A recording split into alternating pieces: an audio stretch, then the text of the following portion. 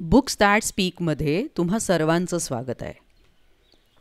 घर म्हटलं म्हणजे तिथे माणसं आलीच. घरातल्या प्रत्येकाचा स्वभाव वेगवेगळा असतो, त्यामुळे कधीकधी मोठी गंमत होते. एका रात्री लेखकाच्या घरात कशी गंमत उडाली ते पहा. गोष्टीचं नाव आहे आजीने पाहिलेला चोर. लेखक व्यंकटेश माडगुळकर. हा धडा मराठी बालभारती इयत्ता 5वी या पुस्तकातून घेतला आहे. आणि या गोष्टीसाठी आभार महाराष्ट्र राज्य पाठ्यपुस्तक निर्मिती आणि अभ्यासक्रम संशोधन मंडळ, पुणे. वाचन आसावरी दोशी. आमच्या माडगुळच्या घरात चोर शिरल्याची घटना अजून माझ्या ध्यानात आहे. आमचे दादा म्हणजे वडील हे साधे गृहस्थ होते. वरून काही जड पदार्थ डोक्यावर पडेल अशी भीती त्यांना नेहमी वाटे. त्यामुळे जरा काही आवाज झाला की डोक्यावर रुमाल ठेवून ते तडक घराबाहेर पडत. या भीतीमुळेच घरातून वावरताना माझे वडील दारूगोळ्याने भरलेल्या कोठारातून दिवा घेऊन सावधपणाने वावरावं ना तसं वावरत. सरकारी नोकरीत कारकून म्हणून लागल्यानंतर दादांना एक नवीनच विकार सुरू झाला. रात्री अपरात्री झोपेत ओरडायची त्यांना सवय जडली. विलक्षण भ्यायलेला माणूस बारीक आणि लांबलचक आवाजात जसा ओरडतो ना तसं दादांचं ओरडणं असे. ते केव्हाही एकदम अशा उंच स्वरात ओरडत. कधीकधी तर आपलंच ओरडणं ऐकून तेच जागे होत. रात्री आपल्या कानात गोम किंवा एखादा लहान किडा जाईल आणि मेंदूमध्ये जाऊन घर करेल या भीतीने माझी आई रोज रात्री झोपताना कानात कापसाचे बोळे घालत असे. तरी देखील माझ्या सर्वात मोठ्या बहिणीचं म्हणजे अक्काचं रडणं आईला नेमकं ऐकू येत असे. अक्का ही स्वभावाने वाळल्या पाचोळ्यावर सुद्धा पाय न देणारी.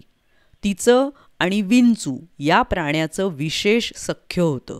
साधारणतः महिना 15 दिवसातून एकदा तरी अक्काला विंचू चावत असे. आता घरात आम्ही इतकी माणसं होतो, पण सर्वांना सोडून तो नेमका अक्कालाच डसत असे. बरं, दिवसा उजेडी माणूस ओळखता येतं हे मान्य, पण रात्रीच्या काळोखात हीच अक्का आहे हे त्या विंचवाला कसं कळत असावं? विंचवाची चूकभूल व्हावी म्हणून आम्ही अनेक प्रयत्न केले. अक्काला झोपण्यासाठी मध्ये जागा ठेवून आम्ही सगळे आजूबाजूला झोपूनही पाहिलं, तरीसुद्धा सर्वांना ओलांडून विंचू नेमका अक्काला गाठत असे. त्यातल्या त्यात एक गोष्ट बरी होती, तिला विंचू फार चढत नसे. 1-2 वर्षातून आईला जर विंचू चावला तर ती रात्रभर गडबडा लोळत असे आणि सगळं गाव आमच्या घरी जमा होत असे. कुणी हा उपाय करी, कुणी तो उपाय करी, पण चक्क दिवस उजाडून उन्हवर आल्याशिवाय आईचा विंचू उतरत नसे. त्यामुळे अक्काला विंचू चावला म्हणजे उपचार करता करताच आई सुटकेचा निश्वास टाकून म्हणायची, तरी बरं बाई, मला नाही डसला. आमची आजी नेहमीच भेदरल्यासारखं वागे. रोजची कामं आटोपली, थोडी सवड मिळाली म्हणजे घराचा एखादा अंधारा कोपरा बघून ती पाखरासारखी 2 पायांवर बसत असे आणि कुठेतरी एकटक बघत बोलत बसे. तिचं बोलणं भ्यायल्यासारखं व कुणातरी जवळच्या माणसाला खाजगी आवाजात काहीतरी सांगावं ना तसं असे. का कुणास ठाऊक, शिपाई या प्राण्याची तिने धास्तीच घेतली होती. शिपाई येतील, धरून नेतील असं ती सारखं पुटपुटे. त्यामुळे तिचं बोलणं कुणीच मनावर घेत नसे. एका रात्री आमच्या घरात चोर शिरले. साधारणतः रात्री 2-2:30चा सुमार असावा. आई, अक्का आणि आम्ही भावंड माझघरात झोपलो होतो. आजी पुढच्या सोप्यात होती आणि वडील त्याही पुढे एक नवा सोपा होता तिथे झोपले होते. विंचू दिसावा म्हणून आई रात्री समई विझवत नसे, पण ती कितीही भरून ठेवली तरी तेल संपल्यामुळे ती कधीतरी विझून जाई आणि सगळीकडे गुडुप्प अंधार होई. आपल्या रिवाजाप्रमाणे त्या दिवशीसुद्धा समई विझली होती. या अंधाराचा फायदा घेऊन चोर घरात शिरले. त्यापैकी एका चोराला प्रथम आमच्या आजीने पाहिलं. घरामध्ये मोकळा चौक होता. त्याच्या डाव्या कोपऱ्यात तिला चोर उभा असलेला दिसला. आजी मध्येच जागी होऊन अंथरुणावर उठून बसायला आणि तो कोपऱ्यात यायला एकच गाठ पडली. आता ओरडावं तर चोर पळून जाईल म्हणून आजी हळूच दार ढकलून माझघरात आली. आई आणि अक्का कुठे कुठे झोपलेल्या आहेत ते तिने आठवलं. कानातल्या बोळ्यांमुळे हाक मारूनही आई कधीच जागी होत नसे. म्हणून ती हळूच अक्कापाशी आली आणि तिच्या उशाशी बसून म्हणाली, "अक्के, अगं अक्के उठ, घरात चोर शिरलेत." अक्काने हे ऐकलं आणि तिला एकदम रडूच आलं. कानात बोळे असले तरी अक्काचं रडणं आईला ऐकू आलं. ती एकदम ताडकन उठली आणि म्हणाली, "अक्का, अगं कुठे चावलं ग विंचू?" आधीच भांबावलेली अक्का यावर काही सांगायच्याऐवजी जास्तच रडू लागली. तिला समजावत आई म्हणाली, "उगी उगी, अगं रडून काय होणार, थांब दिवा लावते." इतकं चाललं आहे तोवर तिकडे दादा ओरडू लागले.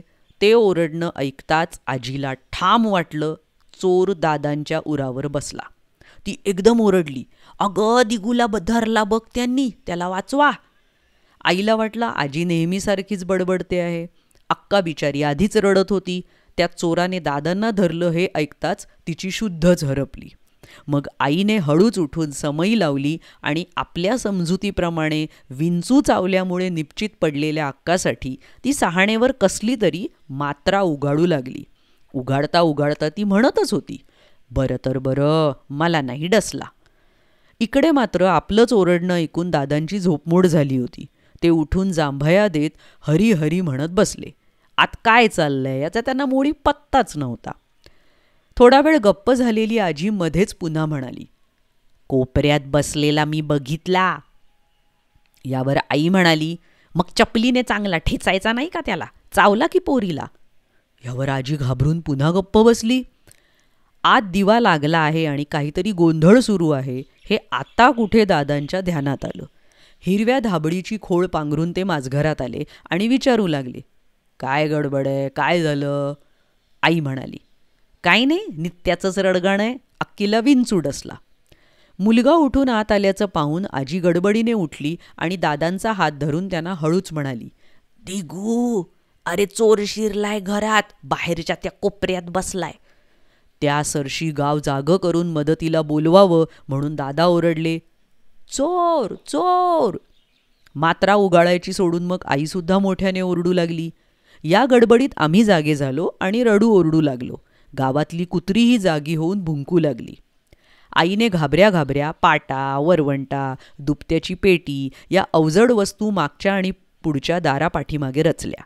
आमचं ओरडणं चालूच होतं. एकच हलकल्लोळ झाला. एवढ्यात गावातले 4 धीट लोक हातात कंदील आणि काठ्या लाठ्या घेऊन धावून आले. बाहेरून हाका मारू लागले, "बापू, दार उघडा!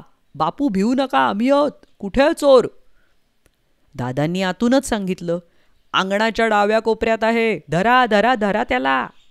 लोकांनी अंगणाचा डावा कोपरा बघितला तर कुणाची तरी काळी पांढरी शेळी तोंड हलवत उभी. "अहो बापू, कोपऱ्यात चोर नाही, अहो शेळी आहे, शेळी. शेळीला भ्याला की काय?" चमकून दादा बघतच राहिले. दरम्यान अक्का सावध झाली आणि विचारू लागली, "धरला का चोर?" आई म्हणाली, "चोराचं मढं जाऊ दे तिकडे, तुझा विंचू उतरला का?" अक्का गांगरून म्हणाली, "तो कधी चावला आणखी?" "अगं मग तू मग रडत का होतीस?" "विंचू चावला म्हणून नाही, आजी मला म्हणाली अंगणाच्या कोपऱ्यात चोर लपलाय, त्यामुळे मला रडच आलं." यावर आई कपाळावर हात मारून म्हणाली, "काय बाई माणसं तरी, शहाण्यालाही वेडं करतील." आणि आजीकडे बघत विचारलं, "काय हो, कुठाय चोर? शेळी म्हणजे चोर आहे होय?" आम्ही भावंड इतका वेळ जे रडत होतो ती आता मोठमोठ्याने हसू लागलो.